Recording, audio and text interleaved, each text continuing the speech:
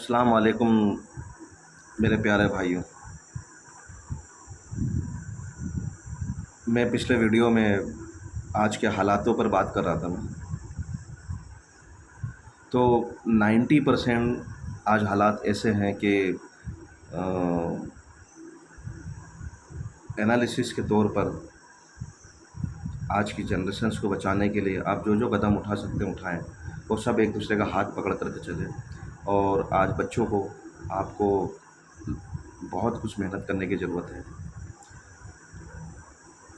बहुत मेहनत की ज़रूरत है कि आप अपने बच्चों के लिए मेहनत करें। ऐसी मेहनत करें कि आपके बच्चे कुछ बन जाए।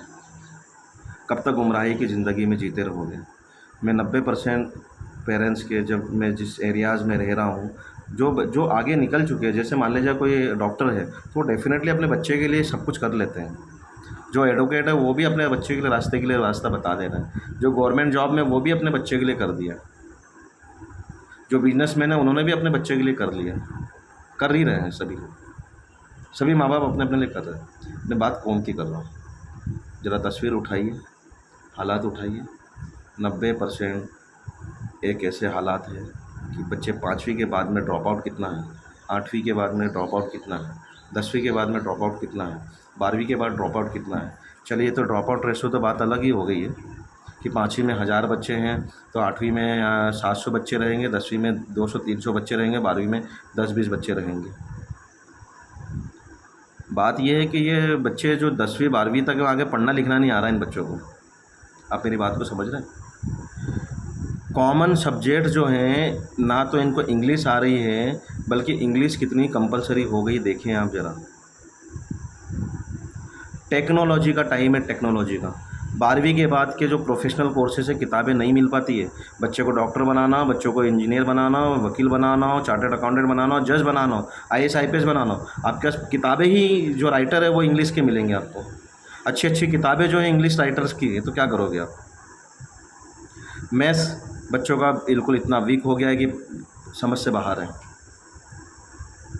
तो ना बच्चे का मैथ्स अच्छा है, ना बच्चे का साइंस अच्छा है, ना सोशल स्टडीज़ अच्छी है, ना रीजनिंग अच्छी है, ना कॉम्प्रेसिव अच्छी है, ना टेक्निकल नॉलेज अच्छा है, ना कैलकुलेशंस पार्ट ऑफ अच्छा है, ना उसका एनालिटिक अच्छा है, ना उसका लॉजिक अच्छा है। तो फिर बच्चे ये 5वीं 8वीं 10वीं के बाद में पढ़ा के आप कर क्या रहे हो उनके साथ में?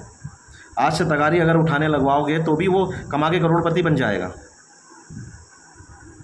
कम से कम बर्बाद तो नहीं होगा वो। आप लोग इस चीज़ को समझ नहीं पा रहे हैं कि इन बच्चों के साथ में आप किस तरह का खिलवाड़ कर पा रहे हैं। स्कूल संस्थानों की जिम्मेदारी है, जो संस्थाएं में आप बच्चों को पढ़ा रहे हैं। मेरा ये पेरेंट्स के साथ, कौम के माँ बापों से अपने बच्चों के रिलेटेड ये एक गुजारिश है कि ये मैं जो चीज़ का जो एनालिसिस हमने सर्वे किया है ना, आपके बच्चे बर्बाद हो जाएंगे अगर आपने ध्यान नहीं दिया तो। आपके बच्चे, कितने बच्चे डॉक्टर बन गए, आप एनालिसिस उठा के देखिए ज़रा। 90% कौम के अंदर कितने बच्चे डॉक्टर्स बन के निकले हैं,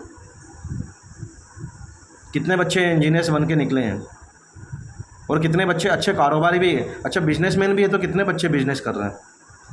वही बिजनेस कर रहे हैं जिनके पेरेंट्स ने कहीं से लोन ले करके, कर्जे करके उनको कहाँ सेटलमेंट पे लगाया वो।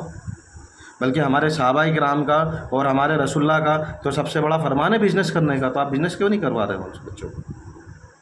तो बिज़नेस कैसे करना है? 5-10 रुपये 20 रुपये वाला बिज़नेस करेंगे आप? आईआईएम के बारे में, इंडियन इंस्टीट्यूट ऑफ मैनेजमेंट्स के बारे में आप जानते भी हैं। सब कुछ व्यवस्थाएं हैं, पर फिर भी आप लोग गुमराही के दलदल में फंसे पड़े हुए, क्योंकि प्रॉपर गाइडेंस नहीं है। कैरियर गाइडेंस तो बिल्कुल भी नहीं है। मैं 90% के हालात की बात कर रहा हूँ। मैं 90% हालात की बात कर रहा हूँ। आप अवेयर होइए, आप अपने बच्चों के लिए अवेयर होइए, आप अच्छे संस्थानों का चयन करिए ताकि आपके बच्चे अच्छे ज़िंदगी में कामयाब हो सकें। बिना तालीम, बिना पढ़ाई के आपके बच्चों का आगे कुछ नहीं होना। आप, एक बच्चा कुछ बन जाएगा, एक बच्चा अच्छा बिजनेस कर लेगा, 99 बच्चे क्या करेंगे? 99 के बारे में सोचिए, एक के बारे में मत सोचिए। एक तो खुद ब खुद आगे निकल जाएगा जिसको आगे निकलना है, लेकिन 99 पीछे रह रहे हैं। तो 1000 में से 10 आगे निकल जाएंगे, 990 तो वहीं रह जा रहे हैं ना। तो अक्सरियत 990 पे काफ़ी परेशानी में। आज माँ बाप दिन रात आप कमर तोड़ रहे हो, दिन रात कमर तोड़ रहे हो पैसा कमाने के लिए, स्कूलों की फ़ीस भरने के लिए। आपने स्कूलों की फ़ीस भरी है 20,000, 25,000, 30,000 रुपये स्कूलों की आप फ़ीस भर रहे हैं। आपके बच्चे को जब एग्ज़ाम देने भेजे नवोदय की, तो नवोदय में सेलेक्ट नहीं हो पा रहे। आपके बच्चों को ओलंपियाड के एग्ज़ाम दे दिलवा रहे, तो वो ओलंपियाड का नाम नहीं जानते। आपके बच्चों को क्या वो आईआईटी पास करेंगे, क्या वो आईएम पास करेंगे? तैयारी करें, बच्चों को फंडामेंटल स्टडी और फाउंडेशन स्टडीज़ तैयारी करवाइए। 50 से 60 साल पीछे हैं आप, 50 से 60 साल पीछे, 50 से 60 साल पीछे, इतना ध्यान रखें आप। और 50 से 60 साल पीछे, और आप जैसे जैसे टाइम बढ़ते जा रहा है ना, ये वक्त आगे निकल जाएगा। ज़िंदगी और मौत का कोई भरोसा नहीं है। मेरी मौत कब हो जाए मैं खुद नहीं जानता। तो जितना दिन है, जितना वक्त है, वो आप आने वाली नस्लों के सुधार के लिए दीजिए, आने वाली नस्लों के एजुकेशन के लिए दीजिए। और एक बात ध्यान रखिए, शिक्षा, तालीम, एजुकेशन बिजनेस नहीं है। किसी की जान बचाना बिजनेस नहीं है। जो हेल्थ है, जो लोग मेडिकल में प्रैक्टिस कर रहे होते हैं और मेडिकल में जा रहे होते हैं, आप याद रखिए ये बिजनेस नहीं है। हमारे कई ऐसे गवर्नमेंट सर्वेंट हैं, कोई कहीं ऐसे गवर्नमेंट ऑफिसर्स हैं जो जी जान लगा रहे हैं लोगों की जान बचाने के लिए। हमारी गवर्नमेंट में कई डॉक्टर्स ऐसे हैं जो फ्री में इलाज करते हैं, बड़े बड़े ऑपरेशन फ्री में करते हैं। 10-10, 20-20, जब आप प्राइवेट हॉस्पिटल्स में जाएंगे तो उन ऑपरेशन की कॉस्ट आएगी 5 लाख, 10 लाख, 20 लाख। लेकिन कई ऐसे डॉक्टर्स हैं, कई ऐसे प्रोफेसर्स हैं जो कि आपके फ्री में वो ट्रीटमेंट करके देते हैं आपको।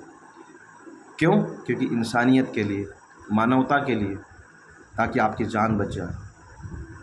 पैसा सब कुछ नहीं होता।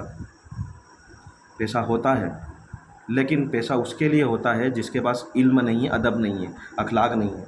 जब आपने अदब ही नहीं सीखा तो फिर पैसा ज़रूरत है, मान लिया कि पैसा ज़रूरत है, ज़रूरत पर काम करता है, लेकिन इंसानियत पहले है, मानवता पहले है। यही काम शिक्षा का है। शिक्षा आपको प्रबल बनाती है, मजबूत बनाती है, आपको धैर्यवान बनाती है, आपको वो शिक्षित बनाती है, आपको कामयाब बनाती है। तालीम आपको अदब ला कर देती है। और अगर आपके पास अदब नहीं रहा, संस्कार नहीं रहे, मर्यादा नहीं रही, अगर आपके पास में अच्छी तरबियत नहीं रही, तो आपका सब कुछ बर्बाद हो जाना एक दिन। अदब सीखिए, तालीम सीखिए, एजुकेशन हासिल करिए, अच्छे से अच्छे संस्कार सीखिए, अच्छे से अच्छे अदब सीखिए। ये आपको कामयाब करेंगे, आपको कामयाबी की तरफ लेकर जाएंगे। ये खान सर का जो मैसेज मैं दे रहा हूँ आपको, मेरा ये मैसेज, खान सर का मैसेज, आप इस चीज़ को एक गार्ड बना के रखिए कि आप आने वाले 5 से 10 सालों में आप अपने बच्चों को कहाँ लेके जाएंगे। एक कोशिश करिए। बहुत ही रोना आता है कि आज हमारे पास हमारे पुराने लोग नहीं हैं, क्योंकि मौत बरहक है, सभी को जाना है। सभी लोग खाली हाथ आए और खाली हाथ चले जाएंगे, केवल अपने नेक आमाल ही लेकर जाएंगे। तो कोशिश करें, अल्लाह और उसके रसूल के इताअत करिए, अल्लाह और उसके रसूल के बताए हुए रास्ते पर चलिए, नेक रास्ते पर चलिए, किसी का बुरा मत करिए, किसी को भी ईज़ा मत पहुँचाइए, तकलीफ़ मत पहुँचाइए। हसन कीना बुग़्ज़ रखना छोड़ दीजिए, मुखबिरी करना छोड़ दीजिए, बच्चों को आगे लाइए, तालीम पर काम करिए। पैसे के पीछे भागते रहेंगे, एक दिन यही पैसा आपको बर्बाद कर देगा। तालीम याफ्ता बनिए, कोई शर्म नहीं है। अगर आपकी उम्र 40 साल है, 50 साल है, 60 साल है, और आप 5वीं और 8वीं पास है केवल, और आपने कुरान भी ठीक से नहीं पढ़ा है, अल्लाह और उसके रसूल की हदीसें भी ठीक से नहीं जानी है, तो अपने बड़े बुज़ुर्गों का अदब करना सीखें, आने वाली नस्लों से मोहब्बत करना सीखें और मदद करना सीखिए। पीछे करना मत किसी को सीखिए, क्योंकि आप बर्बाद हो चुके हैं, बर्बाद हो नहीं रहे हैं, आप बर्बाद हो चुके हैं। अब आप एक दूसरे को केवल छीलने के अलावा और एक दूसरे के प्यासे हो चुके हो। अब आप समझिए मेरी बात को, मैं अक्सरियत की बात कर रहा हूँ। मैं एनालिसिस के बेस पर बात कर रहा हूँ। उठा के देखिए पूरे इंडिया के अंदर आज कम्युनिटी के हालात क्या हैं। ज़रा एक बार कोर्ट के नज़ारे देखिए, एक बार हॉस्पिटल्स के नज़ारे देखिए, किसी एक हफ़्ता ज़रा हॉस्पिटल में गुजार के देखिए। ज़्यादा दूर मत जाइए, एमवाई में चले जाइए, अरविंदो में चले जाइए, तादाद देख लेंगे आप, समझ जाएंगे। भोपाल के एम्स में चले जाइए, हमीदिया हॉस्पिटल में चले जाइए, सिविल हॉस्पिटल्स में चले जाइए, अपने ज़िलों के खंडवा, खरगोन या जो धार है, आप यहाँ अपने सिविल जिला अस्पतालों में जाकर के देख लो ना हालात क्या है। 100 रुपये की बॉटल नहीं खरीदी जा पाती। डॉक्टर ने क्या प्रिस्क्रिप्शन लिखा है ये समझने के लिए आपको 50 लोगों से राय मशवरा करना पड़ता है, और आप छोड़ देते हो कि जो हो गया वो हो गया। एक प्रिस्क्रिप्शन नहीं पढ़ सकते हैं आप, प्रिस्क्रिप्शन ठीक से। मैं सबकी बात नहीं कर रहा हूँ, मैं केवल 90 से 92% आज हालात ऐसे हो चुके हैं। डॉक्टर ने कौन सी मेडिसिन लिखी है, वो 5 रुपये की मेडिसिन को आप 500 रुपये में ले रहे हैं। 1 रुपये की गोली को आप 100 रुपये की गोली में ले रहे हैं। 1 रुपये की टेबलेट को 100 रुपये की टेबलेट में ले रहे हैं। जो पढ़ाई आपकी 5,000 10,000 में हो सकती है, उसी पढ़ाई के लिए आप उसके लिए 2-2 लाख रुपए सबमिट कर रहे हैं स्कूल्स में। 50,000 60,000 70,000 हमारे बच्चे ऐसे। और आप उसको देखिए कितने बच्चे हैं आपने IIT में भेज पाए, IIM में भेज पाए, और नीट में भेज पाए, क्लेट में भेज पाए, UPSC में भेज पाए। ये रिजल्ट पे बात करें। एक्चुअली पोजीशन 8वीं 5वीं 8वीं 10वीं 12वीं नहीं है, ये केवल एक क्राइटेरिया है कि आप 10वीं पास आउट है 50-60% से, 12वीं पास आउट है 50-60% से। अगर आप 50% से पास आउट होंगे ना तो भी कोई प्रॉब्लम नहीं है। कंपटीशन इसमें नहीं है कि आप कितने परसेंट से आज पास आउट हुए हैं। वो वक्त जा चुका आज से 20 साल पहले का, जब आपको आपके 10वीं 12वीं या मैट्रिक के आधार पर, बोर्ड परीक्षाओं के आधार पर आपको एडमिशन्स दिए जाते थे या आपका आकलन किया जाता था। अब नहीं है वो टाइम। 10वीं और 12वीं की जो मार्कशीट है, 5वीं 8वीं 10वीं की मार्कशीट केवल आपको काम आएगी केवल पास क्राइटेरिया के लिए कि आपके पास योग्यता है, आपने 5वीं पास किया है, या 6ठी 7वीं 8वीं 9वीं 10वीं या 11वीं 12वीं या कॉलेज आपने पास किया है। 40% से 50% से 60% से, ये मिनिमम क्राइटेरिया है आपका, केवल 50% 60% का किसी भी तरह से एंट्री लेने का। लेकिन मेन पढ़ाई है IIT पास करना, नीट को पास करना, क्लेट को पास करना, MPPSCs को या स्टेट PSCs को पास करना, SSCs को पास करना, NDA CDS को पास करना, KVPI NTSS एग्जामिनेशंस को पास करना, फिर UPSC सर्विसेज को पास करना, IRS सर्विसेज को पास करना, IFS सर्विसेज को पास करना। जो भी स्टेट्स की जो प्रोफेशनल बोर्ड्स होते हैं, जो time to time department examination लेते हैं, जिसमें रिटन टेस्ट देना होता है, इंटरव्यूज़ देने होते हैं, पर्सनल इंटरव्यूज़ देना होता है, टेक्निकल इंटरव्यूज़ देने होते हैं, रिटन टेस्ट लिखित परीक्षाएं देनी होती हैं, चाहे वो SSCs हो, चाहे वो रेलवे हो, चाहे वो इलेक्ट्रॉनिक डिपार्टमेंट हो, चाहे वो मिलिट्री हो, चाहे वो कोई पुलिस भर्ती विभाग हो, चाहे वो टीचर्स संविदा वैकेंसियाँ हो। ये होती है मेन एग्ज़ाम्स, इसकी तैयारी करनी होती, तब जाके आप कामयाब बनोगे। पूरे इंडिया में 5,000 से ज़्यादा एग्ज़ाम होती है नौकरी जॉब्स के लिए। आप कहते हैं नौकरियां नहीं है। आप नॉर्मली एक प्राइवेट कहीं से भी चलते फिरते AT KT के साथ में ग्रेजुएशन कर लेते हैं और फिर कहते हैं नौकरियां नहीं है। आप प्रॉपर करियर गाइडेंस तो मार्गदर्शन तो लीजिए, सलाह मशवरा करिए, सब कुछ अवेलेबल है। पूरा वर्ल्ड खुला हुआ है, पूरा वर्ल्ड। अरे आप डॉक्टर है, आप इंजीनियर से, पूरे वर्ल्ड में आपके लिए पास अपॉर्चुनिटीज़ हैं। अपनी पर्सनल समस्याएं अपने पास में, स्कॉलरशिप्स इतनी अवेलेबल है।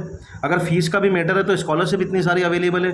300 से ज़्यादा डिपार्टमेंट है स्कॉलरशिप देने के लिए, 5,000 से ज़्यादा डिपार्टमेंट है आपको जॉब्स देने के लिए, 10,000 से ज़्यादा कंपनियां हैं, नेशनल इम्पोर्टेंस कंपनियां हैं, मल्टीनेशनल कंपनियां हैं 10,000 से ज़्यादा, जो हर साल लाखों नौकरियां निकालती है। इतना ही नहीं, खुद के सेल्फ बिजनेस करने के लिए आपके पास में सैकड़ों सैकड़ों तरह के स्टार्टअप्स है, सैकड़ों तरह की आपके पास में अपॉर्चुनिटीज़ हैं। पढ़ोगे लिखोगे, आधी रोटी खाओ, अपने बच्चों को पढ़ाओ। पढ़ोगे लिखोगे और अच्छा सही गाइडेंस लोगे, सही मार्गदर्शन लोगे, तो ही आगे बढ़ पाओगे। याद रखिए, अगर आप अपने ब्रेन का एक बाईपास सर्जरी करा रहे हो ना, होते हैं ना, तो बाईपास सर्जरी कराने के लिए आपको डीएम या एमए जो कार्डियोलॉजिस्ट होता है वो इसी से करा सकते हैं। आप क्या किसी मोहल्ले के क्लिनिक में जा कर के करवा लेंगे? आप क्या मोहल्ले के क्लिनिक में जिसके पास ना एमबीबीएस डिग्री भी नहीं है उससे आप बाईपास सर्जरी करवा लेंगे, न्यूरो सर्जरी करवा लेंगे? तो आपको सही मार्गदर्शन की ज़रूरत है। सही मार्गदर्शन लें, सही लोगों से मुलाकात करें, सही गाइडेंस लें, वरना आपकी कौम को आप खुद ही बर्बाद कर लोगे। तो ये मेरा पैगाम है। आप माँ फ़ातिमा फाउंडेशन ट्रस्ट, मैं Mohammad Mushtaq Khan, director of Emerald Height International Academy, जो कि मैं बच्चों को डॉक्टर्स, इंजीनियर्स, आईएएस, आईपीएस और नीट, आईआईटी के लिए तैयारी करवाने में मेहनत कर रहा हूँ। तो आप भी मेरा सहयोग करें। अस्सलामु अलैकुम वरहमतुल्लाहि वबरकातुहू। जय हिंद, जय भारत।